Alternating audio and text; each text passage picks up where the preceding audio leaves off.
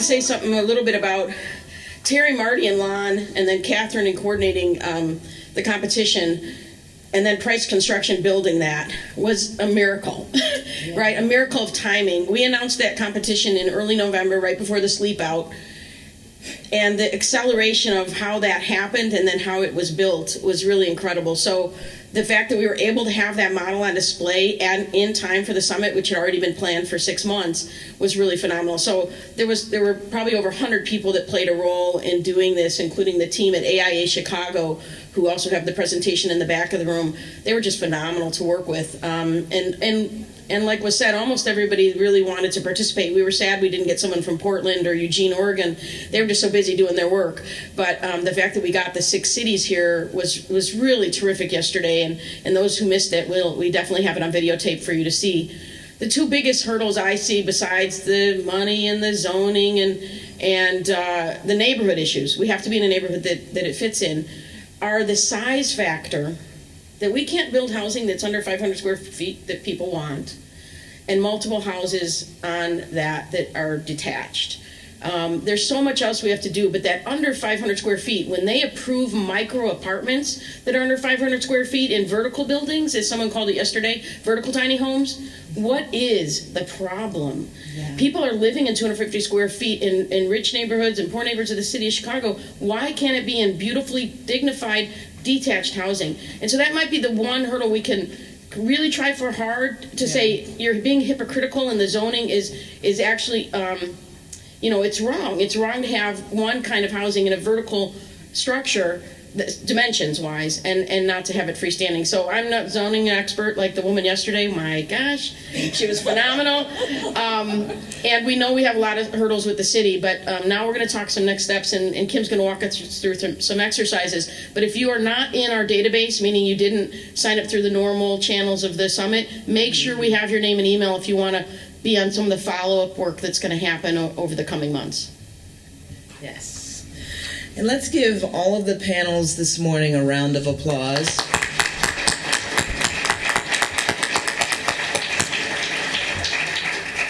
So now we're going to create several tiny action plans for tiny homes, and we need to practice some infill here. So as Tracy said, if you're in on a table where there are just a couple of you, please join your neighbors for this exercise. We're going to take the next 30 minutes and I think, as Ethne said this morning, those of you who came back for this second day, you are the diehard fans of tiny homes and want to see that this happens here. So for the next 30 minutes, we want to want folks at their tables to engage in conversation. You need to do 2 things first. You need to pick out your note taker and your presenter. And you're going to, as a community, answer the following questions. And you have this sheet on the table to reference.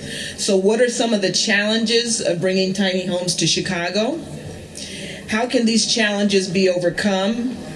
And what are the 3 action steps that should be taken within the next 6 months to make tiny homes a reality in Chicago? So join with your neighbors.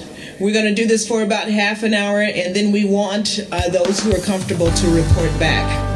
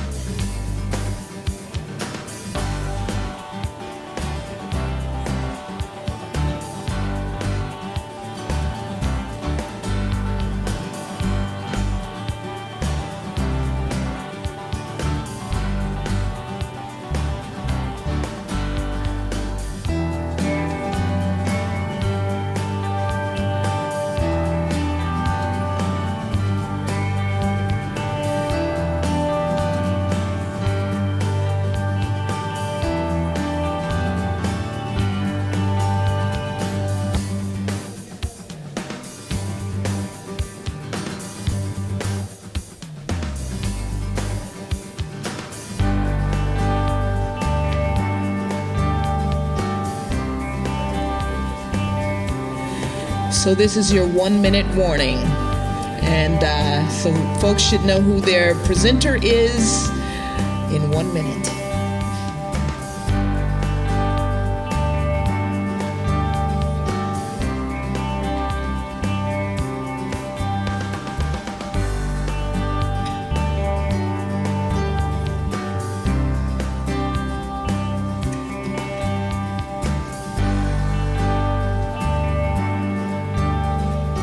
So, you should wrap up your conversations, and we are going to have those who are going to present, we're going to have you come to the podium and share your answers or responses to those questions.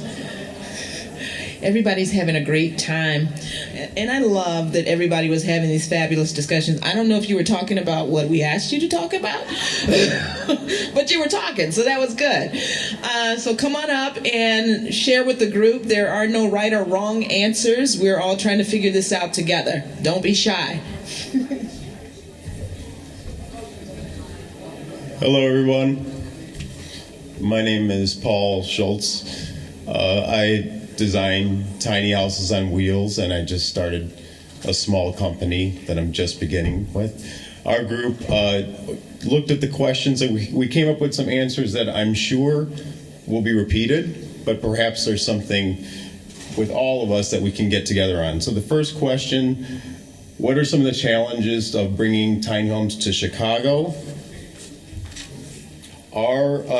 Some of our challenges we wrote were what we learned basically in the last 2 days: the zoning issues, the permitting issues, having the neighborhood align, and also having the revenue for the city be supported. Obviously, tiny homes may reduce revenue for the city, and finding out a way where the city could benefit financially from having tiny home communities. Within that question, we thought that it would be good to overcome these challenges, which is the second question, is to really study and research case studies and precedents of communities that do work, not just one type, but all types nationally and internationally. I think a big city like Chicago needs to know what worked here and what worked here, and our climate is different as well. So having a task force of people that get together to find out where it's happening and what's best, and not tripling our efforts to have this happen 3 times, but happen with a larger group. So that was one way to overcome the challenges. Also, creating typologies of tiny homes. We've got one type on wheels, we've got another type on foundations, we've got the micro living units in a tall building. All of them are viable, and being able to give a menu of different types of tiny homes to a city like Chicago, so that when there is a lot that's available, you can say, this is a good example for this lot.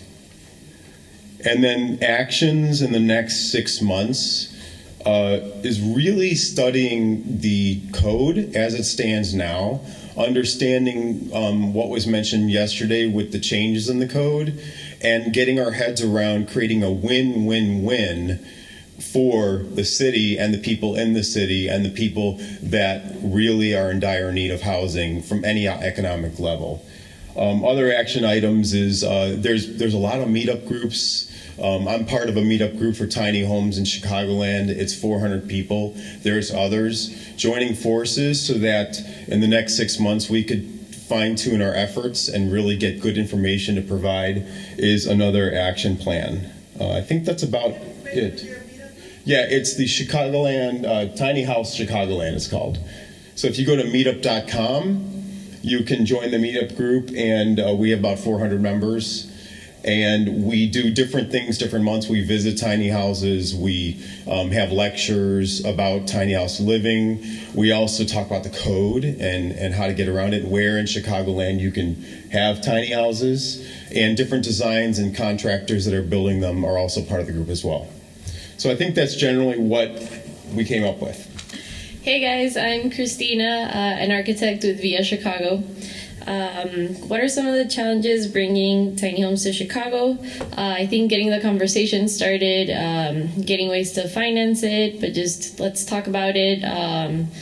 To our friends, to coworkers, to our network, and get some momentum going. How can we overcome these? Let's start a project, push it through the city, get community meetings started, get aldermen involved, see what the community has to say. Let's hear them out, but let's educate the rest of Chicago on this model and why it's important. And what are the steps that we can take? Let's get the media going. Let's show how this can contribute for job creation in construction, education. And again, I think just being the first group of people to be brave and going for it. Thanks, guys. Hi, we're giving you 2 for the price of 1 this morning, so hope you enjoy it. Our group focused a lot on the concerns at the very local micro level, and so a lot of our focus on challenges, how we overcome them, and also action steps revolve around that idea. And so we both took notes, so we had lots of conversations happening at the table, so hopefully we'll complement each other well. So I'll start off for the both of us. I'm Deidre Somerville, by the way. So our questions in terms of challenges to be overcome, actually let me go back, I'm sorry. Some of the challenges that we have bringing it to Chicago is the lack of awareness of the tiny homes movement, and that we currently all are pretty aware of. Also, the potential issues with distrust of what this might mean for our communities, and also what was brought up by our colleague at the Community Supportive Housing, Corporation for Supportive Housing, sorry, thank you, was the issue of how do we address the needs of service providers in relationship to the tiny homes movement, some of the challenges that have been brought eloquently to our attention from that issue. From that point of view. And also how are residents that are currently in these communities being engaged is also a question that came up, and something that was actually a fairly large focus at our table is making sure that this lack of awareness is actually something that we understand is a challenge at the community level itself. And also, of course, zoning that came up again for us too. And again, along with this lack of awareness, just understanding just who will these tiny homes be for, how will they change and shape communities that will be a part of them, and also the question of the community fabric. How are we understanding this tiny homes movement in terms of communities that, and especially if we're talking about low-income communities that are also already kind of fractured and not really cohesive in terms of a community identity? How will this tiny homes movement affect an already, in some cases, fractured community? So those are some questions that we came up with. Challenges, challenges, how we overcome them. We thought of maybe community engagement strategies around public hearings, clarifying where we are with the tiny homes movement. People hear about something coming, they wonder because of the distrust in previous times we've had developers plant their flag in a community without community engagement. People may think already that something is already happening, when in fact, nothing so far has really happened in a concrete way. So having that clarifying conversation with community members, and bringing all of these different organizations together that would serve this population in a comprehensive and meaningful way is also a way we overcome that challenge. And something that I thought of actually after we met was the question of data, which was brought up yesterday, is we really don't have a handle on, like we do with veterans, on what's happening with homeless youth in particular, and some other communities, families that are doubled up in homes. You know, we have an estimate for that, but we really don't have a handle on those questions. So having that data can help support the service provider challenge as well. Also, in terms of action steps, we talked about focus groups, again, community level engagement, doing community surveys, mapping what resources are in communities where we want to build tiny homes, looking at zoning hearings at the community level, and also PD introducing a pilot program through a plan development, which helps us to overcome the immediate zoning barriers, while also putting together a pilot that people can look to, and also the question of looking outside of Chicago proper, and looking into some of the Cook County areas outside, which has its own set of challenges, but may also be another way to also address the immediate zoning issues. But now I'll let you go. She said everything. I will add, I'm Allison. I'm a do-gooder, and I want whatever we can do as fast as possible for homeless youth. And sitting here the past couple of days, I've thought about how can I be part of the solution, taking what Danielle said as the zoning attorney to heart, like how can I be part of making the zoning changes so we can get these tiny homes, so we can help the homeless youth. And I wanted to thank the couple who came today and talked about how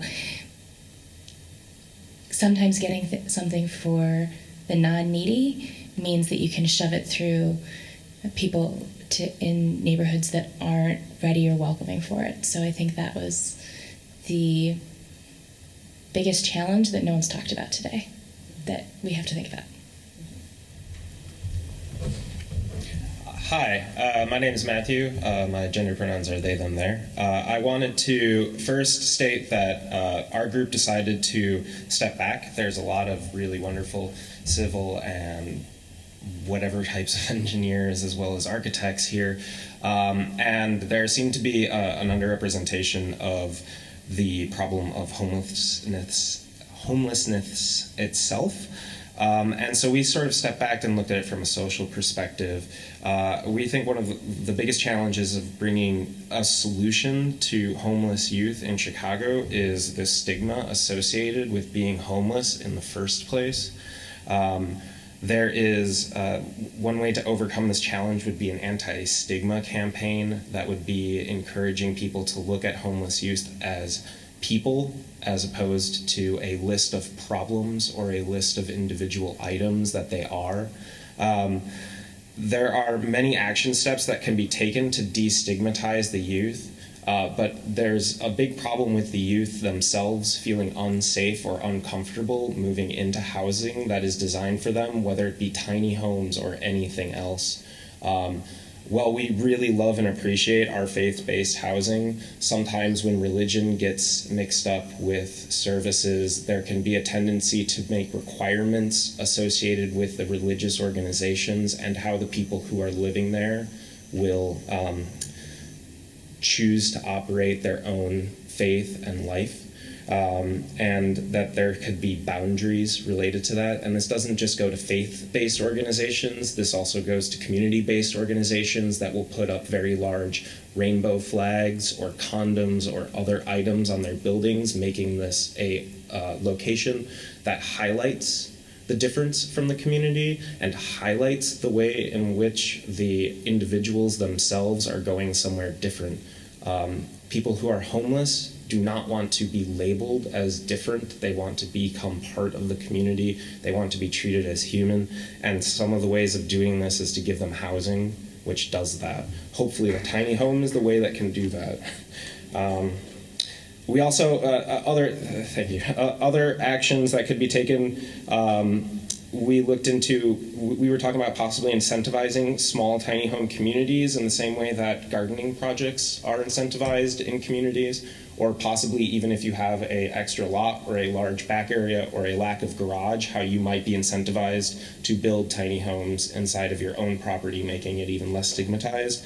And one other thing that should be done is that a sort of survey might need to be taken of what will actually exist come 6 months from now on our city landscape, as state funding still has not passed because of our wonderful Governor Ronner, and that we should look into what even the landscape will be for homelessness come 6 months from now, let alone can we get tiny homes in here. I appreciate all the work on zoning and budgeting, but there are also other things that we need to consider while looking at this, so please keep that in mind. Thank you. That was terrific. Thank you. Can we get another round of applause? I like a lot of those points. All right, my name is Carla Piergini, and I'm here from UIC. I'm in the Office of Sustainability, and my table over there, if you want to raise your hand. Hey. So we had a really cool group because we had representatives from the city, the suburbs, Switzerland, Michigan, the university here. So I think we had a good round table at an actual round table that may not be able to fit in most tiny homes, but besides the point. So I'm representing the group, but I will shine some of my personality on our presentation and just saying, we're not at the point of if, we're just at the point of when in terms of tiny homes and this geography. This is nothing to be afraid of. Challenges has such a negative connotation. Sure, they're challenges. Welcome to life. But in terms of tiny homes, let's just present another prototype. What's going on over by the Jane Addams Hall House in that little traffic U, that's what we use it for. We use it for like freight deliveries and whatnot. But that tiny home that is set up there is an inspiration. It's not only an inspiration, it's an aspirational vision for many. And I think to be able to see it, touch it, feel it, walk around in it, we all felt that enthusiasm yesterday. So I think that there needs to be prototypes. Well done, team. Perhaps throughout the city, throughout the region, so that people can build a level of physical comfort with the idea of a tiny home. In terms of challenges, of course, we've all touched on zoning, construction issues, political will, whatnot, the correct locations. But again, if we are able to expose people to these fabulous prototypes, perhaps there can just be a cultural appreciation of what it is opposed to a fear of what it could be.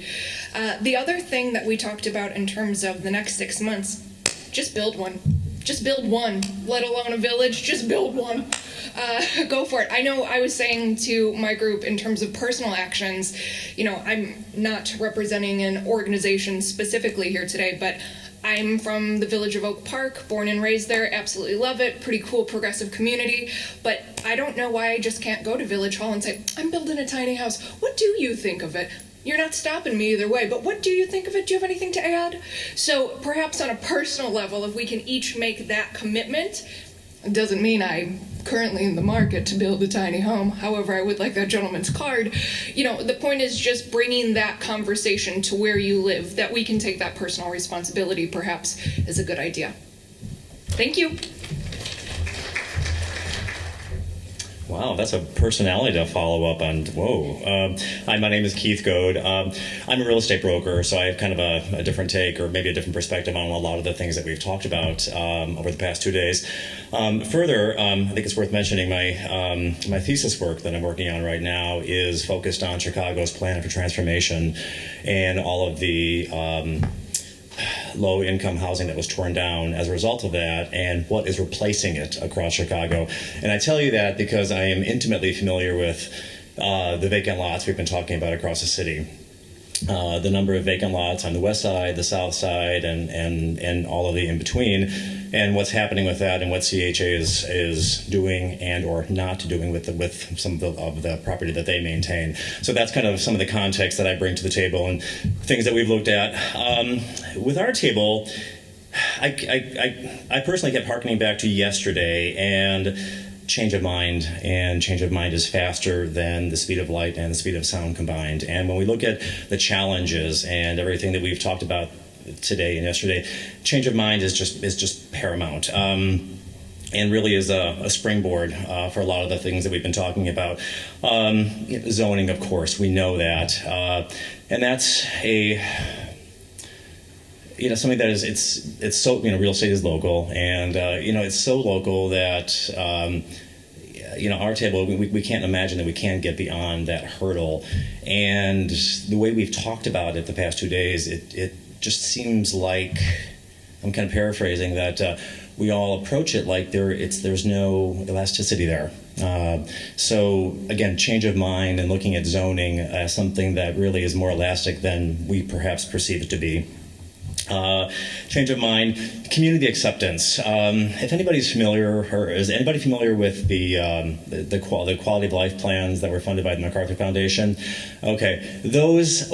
I kind of use that again because I'm so familiar with them, but what they were a set of 16 community economic development plans for 16 neighborhoods across Chicago that were in need of economic redevelopment. And they were very, very comprehensive plans that started with community involvement and talking with the stakeholders within the community. What did they need? What did they want? Sometimes they didn't know what they needed, and sometimes they didn't know what they wanted because they didn't know what their options were in these communities that were identified as in need. So, when we talk about challenges, it goes, again, right back to that community acceptance and community involvement as a foundation for any change and for any change of mind. Blah, blah, blah, blah, blah. How to overcome. What we're doing here, education, research and technical assistance, again, community engagement and buy-in, aldermanic involvement from the very beginning. So we have some terrific aldermen in Chicago that are their platform, their foundation is community development and community improvement. And as we all know in Chicago, you can't get a lot moving forward without the buy-in from a strong, visionary alderman that is a leader, not a manager. How to overcome, again, coming up with a comprehensive business model for what we're talking about. I've seen lots of blurred lines, and we talked about this at our table over the past couple of days with low-income housing and homelessness and youth homelessness. And the purpose of this forum is youth homelessness, and it's so easy to get sidetracked with some of the other things that we talked about. And what we talked about is that this is so complex. It's just so complex. Tiny home sounds so cute, and how adorable is that house out front? But it's just so complex with the agencies involved. And when it comes to how to overcome these challenges is something that Tracy said at the end of yesterday's session was partnerships, specifically public and private partnerships. We have social service agencies, we have lenders, we have funders, we have foundations, we have governmental agencies, we have developers, we have advocates for the homeless. There's just so much that kind of involves with that, but again, it's back to partnerships again. Action. Looking at what areas are the most appropriate for tiny homes. We use the word target at our table, and I'm not sure that target is the right word. It's just identifying what areas would benefit the most from tiny homes.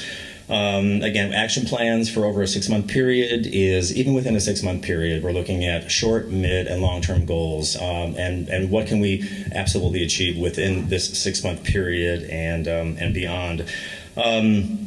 Again, tied in with that is, again, coming up with a comprehensive strategic plan and business model that can educate and make the community, make lay people that are not familiar with tiny homes, again, coming up with that presentation, that business model that really encompasses community involvement, lenders, financing, design, sustainability, and all of those things, that it's a nice package that you can really sell it, so to speak. And again, coordinating with lenders and funders and really exploring the land bank opportunities. Again, that's a huge conversation, but the gentleman that was talking about Cook County Land Bank yesterday, I think that was kind of an eye-opener for a lot of people based on what I was seeing yesterday. So again, it's identifying the opportunities for what we're calling affordable land and opportunities for tiny houses. Thank you. Good morning. So our table, we had 2 students, a private homeowner and a pastor, and we spent, sorry, can you hear me now? Oh. Okay, so good morning. So my table had 2 students, a pastor and a private homeowner, and someone who works in development and with grants. And we discussed for the main part of our time, actually, the benefits and sort of the drawbacks of tiny houses. And the benefits, of course, we've established as it's a perfect way to transition. It's a manageable transition to a manageable space from living on the street into a space that's manageable. It's environmentally friendly. The villages provide an amount of security and services.